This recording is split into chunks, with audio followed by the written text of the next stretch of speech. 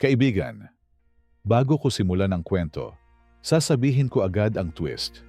Hindi ka niya makakalimutan, hindi dahil sa ginawa mong espesyal, kundi dahil sa pagiging ikaw na hindi niya naranasan sa kahit kanino. Pero, tanungin muna kita, paano kung isang araw, mawala ka sa buhay ng babaeng gusto mo? May maalala kaya siya tungkol sa'yo? Kung ang sagot mo ay, hindi ko alam, manatili ka dito, kaibigan. Dahil ang script na, to, baka ito ang magbago ng kung paano ka magpakita ng halaga sa mundo at sa kanya. Bago tayo magpatuloy, kaibigan, mag-subscribe ka muna kung gusto mo pa ng ganitong malalim pero modernong Pinoy Stoicism videos para sa mga kalalakihang handang mag-level up ng tahimik at matatag. At para malaman kung isa ka talaga sa mga taong may gustong baguhin sa sarili, i-comment mo ang linyang ito. Ang taong may dignidad, hindi nalilimutan. Kaibigan, may itatanong ako sa iyo. Alam mo ba kung bakit may mga lalaking hindi madaling makalimutan? Kahit lumipas ang araw, kahit hindi madalas mag-chat, kahit hindi naman sila effort king, parang may kapangyarihan silang manatili sa puso at isip ng babae. Hindi ito tungkol sa pogi. Hindi ito tungkol sa pera. At lalong hindi ito tungkol sa pagiging sobrang lambing. Ito ay tungkol sa presensyang hindi maipaliwanag. Yung presensyang kapag nawala, hahanapin. Kaya kung gusto mong maging ganitong lalaki, kung gusto mong maging alaala na hindi mabura, kahit hindi kayo madalas mag-usap, kahit hindi ka nagpapakita ng sobra, makinig ka ng mabuti. Dahil ang tunay na hindi malilimutan ay hindi kasing ingay ng karamihan. Tahimik, pero malalim. Simple, pero tumatatak. Ayon kay Marcus Aurelius, the soul becomes dyed with the color of its thoughts. Kaya kung ang iniwan mong kulay ay kalinawan, respeto, at misteryo, imposibleng hindi ka maalala ng kahit sinong babae. Ngayon, kaibigan, narito na ang mga dapat gawin upang hindi ka makalimutan ng babaeng gusto mo. Una, mag-iwan ka ng impresyong hindi nakikita pero nararamdaman. Hindi kailangan maging maingay, pabida o nagpapasikat. Ang babaeng may malalim na pag-iisip, mas naaalala ang lalaking may presensya kaysa sa lalaking may paandar. Ayon kay Marcus Aurelius, ang tunay na lakas ay ang kontrol mo sa sarili, hindi ang kontrol mo sa iba. Kung marunong kang magtimpi, magpigil, at kumilos na tahimik, pero malaman, tumatatak ka. Kasi bihira yan sa panahon ngayon. Hindi mo kailangan ng grand gestures. Kailangan mo lang ng karakter na hindi niya kayang mabasa agad. Pangalawa, ipakita mong may sariling mundo ka. Isang mundong hindi umiikot sa kanya. Kaibigan, ang pinakamabilis na paraan para makalimutan ka ay yung halatang ginawa mong sentro ng buhay mo ang isang babae na hindi pa naman sayo. Ang lalaking independent, busy, may purpose, may routine. Yan ang hindi nabubura sa isip. Ayon kay Marcus Aurelius, huwag kang maging alipin ng bagay na wala sa iyong kontrol. Kung ang kaligayahan mo ay nakasabit sa kanya, hindi kanya makikita bilang lalaki. Makikita kanya bilang liability. Pero kung may sariling direksyon ang buhay mo, kusang darating ang respeto. Pangatlo, magbago ng tahimik. Hindi mo kailangan i-post, ipagsigawan, o ipamukha. Kapag may nagbabago sa kilos mo, sa disiplina mo, sa pananamit mo, mapapansin yan ng babaeng may matinong pag-iisip. Tandaan, ang progresong hindi mo ipinagmamalaki, mas malakas ang epekto. Kasi hindi siya para sa validation, kundi para sa sarili mo. At ang lalaking nag-i-improve para sa sarili, hindi nakakalimutan. Pang-apat, maging consistent sa pagtrato, hindi sa pagsisipag magpahabol.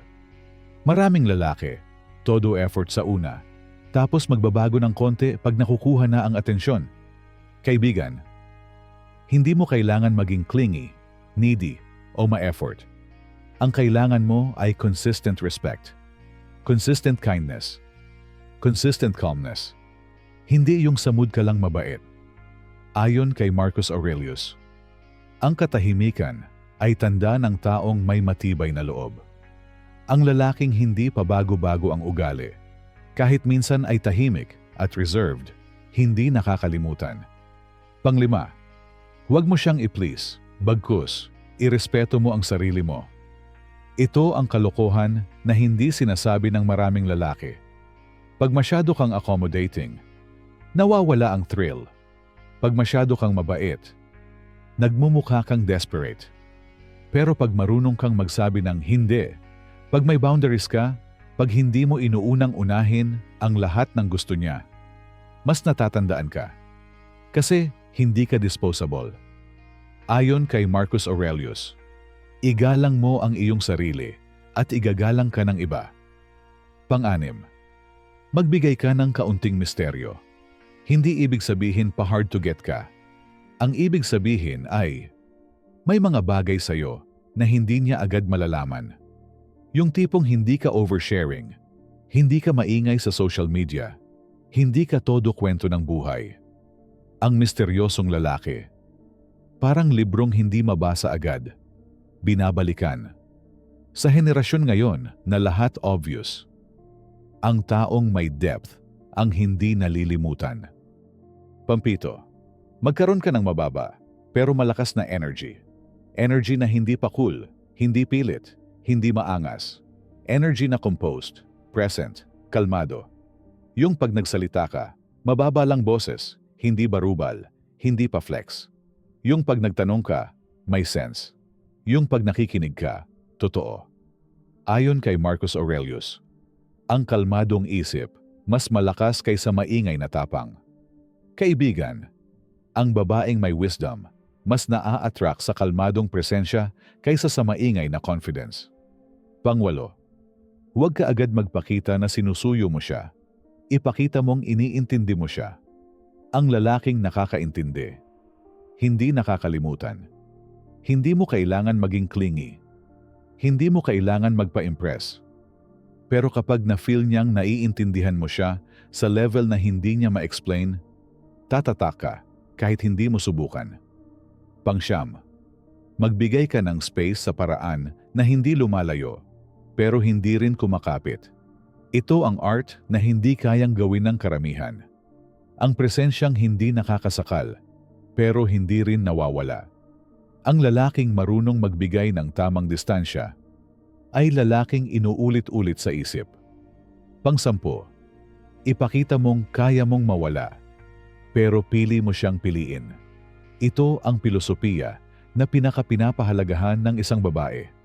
Ang lalaking kaya mabuhay ng masaya kahit mag-isa, pero piniling magkaroon siya sa buhay. Hindi dahil kailangan mo siya, kundi dahil gusto mo siya. Ayon kay Marcus Aurelius, ang isang taong may kontrol sa sarili, hindi natatakot mawala ang anumang bagay. At kapag alam ng babae na hindi nakatali ang buhay mo sa kanya, hindi kanya basta-basta mabubura.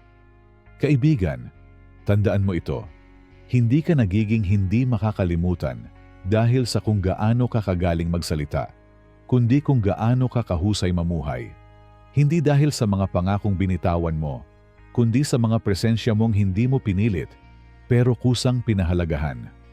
Ang babaeng gusto mo, hindi mo siya kailangang habulin para manatili sa isip niya. Ang kailangan mo lang ay maging lalaki na may lalim, tahimik na kumpiyansa, at dignidad na hindi nabibili ng kahit anong papuri o atensyon.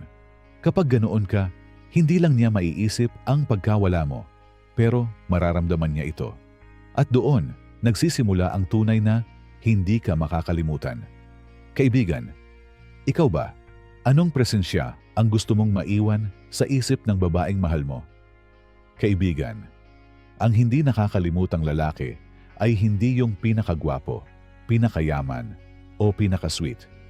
Siya yung may disiplina, may dignidad, may purpose, at hindi nabubuhay para lang ipakita ang sarili sa iba.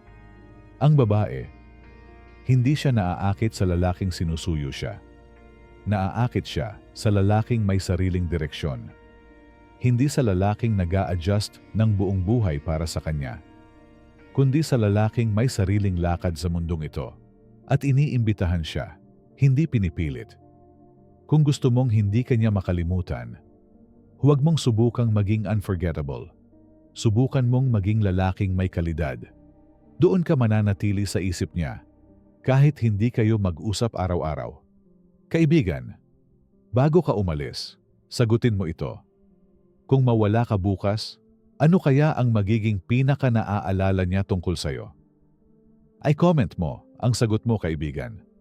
At kung gusto mo pa ng mga malalim na Pinoy Stoicism scripts tungkol sa buhay, babae, respeto, at pagiging mas mabuting lalaki, mag-subscribe ka na ngayon para hindi ka mahuli sa susunod na video. Nandito lang ako, kaibigan. Handa ka na bang maging lalaking hindi niya kayang kalimutan?